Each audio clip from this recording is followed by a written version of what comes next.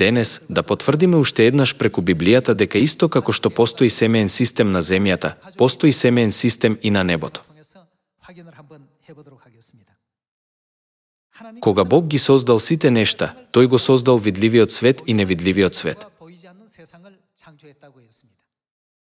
Видливиот свет се однесува на тродимензионалниот свет во кој живееме. А невидливиот свет се однесува на 4 или 5-димензионалниот свет, светот на ангелите, со други зборови, духовниот свет. Денес, да потврдиме што постои во невидливиот свет преку Библијата. Да го погледнеме Откровение поглавје 4, стих 11.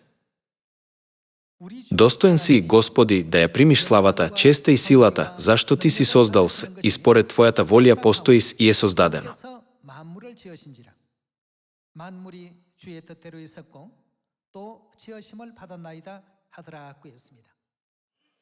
Кога Бог го создал овој видлив свет, постоело нешто што Тој сакал да му го објави на човештвото. Тој сакаше да ни даде до знаење дека вечното Царство Небесно, невидливиот свет, постои и дека треба да имаме вера за да напредуваме кон него. За да можеме да разбереме што постои во невидливиот свет, Бог го создал овој видлив свет што можеме да го видиме, допреме и почувствуваме. Меѓу Божјото творение еден пример е семејниот систем. Преку видливите односи во рамките на земното семејство, Бог ни овозможува да го разбереме небесниот семеен систем во невидливиот свет на ангелите, кој се наоѓа во 4-та и 5-та димензионална свет. Во Колосјаните поглавје 1 стих 16 се вели: бидејќи преку него е создадено се што е на небесата и што е на земјата, видливо и невидливо, било престоли, било господства, било началства, било власти, се е преку него и за него создадено. Тој е пред и во него стои.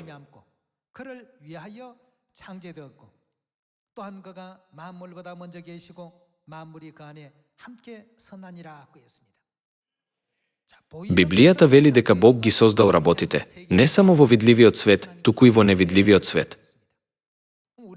Вечното небесно царство во кое ќе одиме е дел од невидливиот свет. За да го разбереме овој невидлив свет, Бог го создал видливиот свет што можеме да го видиме.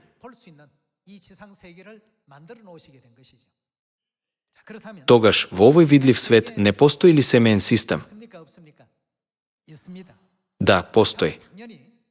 Потоа, очигледно, Бог го создал и семејниот систем на небото, невидливиот свет. Да го најдеме одговорот на прашањето дали ова е вистина или не преку Евреите, поглавје 8. Во Евреите поглавје 8 стих 5 се вели: и им служат на образот и на сенката на небесните работи. Библијата научи дека сите системи на оваа земја се копии и сенки на системите на небото.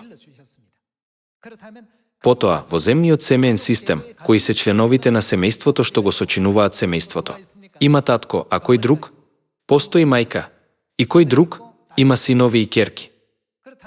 Причината зошто Бог го создал семејниот систем на овој начин во видливиот свет е за да може да ни ги објасни сите системи на небото, невидливиот свет. Кога Исус дојде на земјата, како научи да се обраќаме на Бога? Кој е во рајот? Тој научи да го нарекуваме татко. Да го видиме учењето во Евреите поглавје 12, стих 9. Ако се плашиме од нашите татковци кога казнуваат, тогаш колку повеќе треба да му се покориме на Отецот на духовите, па да бидеме живи. На кого се однесува таткото на нашите духови? Тоа е нашиот Бог. Ова научи дека исто како што имаме физички татко, имаме и татко во невидливиот свет. Ова е многу важен стих преку кој можеме да го разбереме земскиот семеен систем и небесниот семеен систем. Зборот татко се користи под претпоставка дека децата мора да постојат. Кога ќе го погледнете семејниот систем, ќе видите дека има татко, како и синови и ќерки. На ист начин, ако постои татко на небото во невидливиот духовен свет, кој мора да биде таму за да го нарече татко? Синовите и керките мора да постојат. Да потврдиме преку 2 Коринтијаните, поглавје 6. 2 Коринтијани, поглавје 6, стих 17. Затоа излезете од нивната средина и одделете се, вели Господ, и не допирајте се до нечисто, и јас ќе ве примам. И јас ќе ви бидам татко, а вие ќе ми бидете синови и керки, вели Господ Седржителот.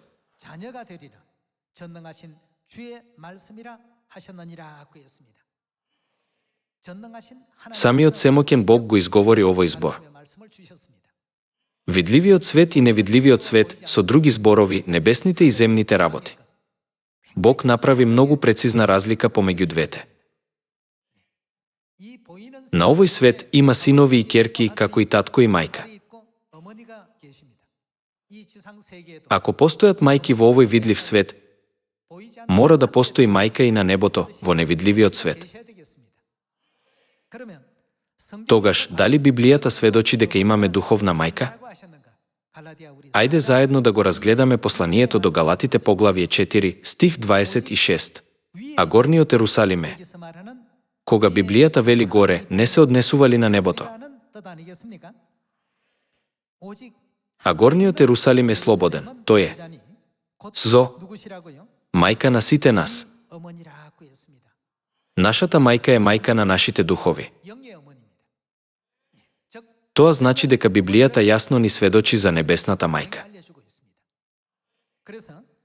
Затоа во Откровение поглавје 22 ни кажува да не додаваме на Божите зборови и што друго.